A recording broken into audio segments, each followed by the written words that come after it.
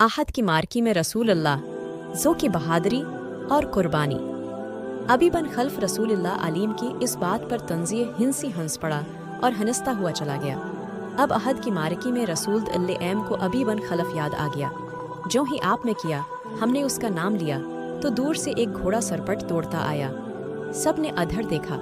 मेरे अजीज साथियों, रसूल अकरम किया हमने अपनी साथियों से कहा, मुझे कुछ ऐसी लग रहा है जैसी ये सवार जो हमारी तरफ बढ़ता आ रहा ही अभी ही होगा।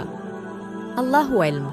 रसूलुल्लाह अलैहि के साथियों में से 3-4 ने आगे होकर कहा, हमें इजाज़त दें कि उसी आप एम के करीब आने तक ख़त्म कर दें। नहीं, रसूल अकरम यम ने कहा, उसी आनी दो, मेरे करीब आनी दो, उसी रास्ता दी दो। रसूल करीम के सर पर जंजीरों वाले खुद थे।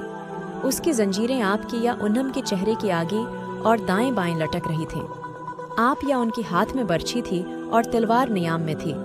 अबी का घोड़ा करीब आ गया था। अबी, रसूल खुदा हमने लिलकार की कहा, मेरे सवा तेरे साथ कोई नहीं लड़ेगा। अबी बन खल्फ ने अपना घोड़ा करीब ला के रोका और तंजिया कहफा लगाया। उसे शायद पूरा यकीन था कि वो आपकी या उन्हम को कत्ल कर देगा।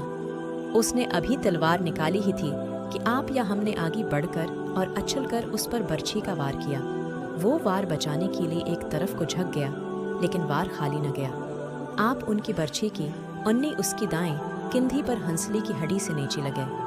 वो घोड़ी से गिर पड़ा और उसकी पहली टूट गई। मौरिख लगते हैं कि रसूल खुदासलाम का वार उतना कारी न था कि अबी जैसा कवी हेकल आदमी उठ न सकता।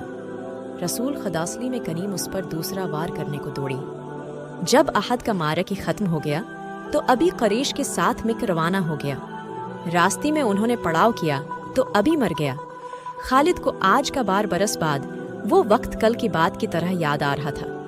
उसे यकीन था कि मुसलमानों को अहल करेश कुचल कर रख देंगे, लेकिन मुसलमान जिस तरह जाने कुर्बान कर रही थी उसने खालिद को परेशान कर दिया। यूं लगता था जैसी मुसलमान प्यादों से करेश की घोड़ी भी खौफ ज़द्दा हैं। देखो खालिद, अबी सफियान ने कहा, जब तक मोहम्मद उनके साथ साथ है और वो जिंदा सलामत है, ये खून का आखिरी कतरा भजानी तक शख्सत नहीं कहाएंगे, तो ये फ़र्ज़ मुझे क्यों नहीं सोनप देते? खालिद ने कहा। नहीं। अबू सफियान ने कहा, तुम अपनी सवारों के पास जाओ, तुम्हारी क़ियादत की बगैर वो बखर जाएंगे। मोहम्मद और उसके साथियों पर हमला करने के लिए मैं तैयारी भेज रहा हूँ। आज मदीना की तरफ जाती हुई खालिद को अफसोस हो रहा था कि अबू सफियान ने उसकी एक अज़म को कुचल डाला था। रसूल खुदाली एम के कत्ल को वो अपना फ़र्ज़ समझता था।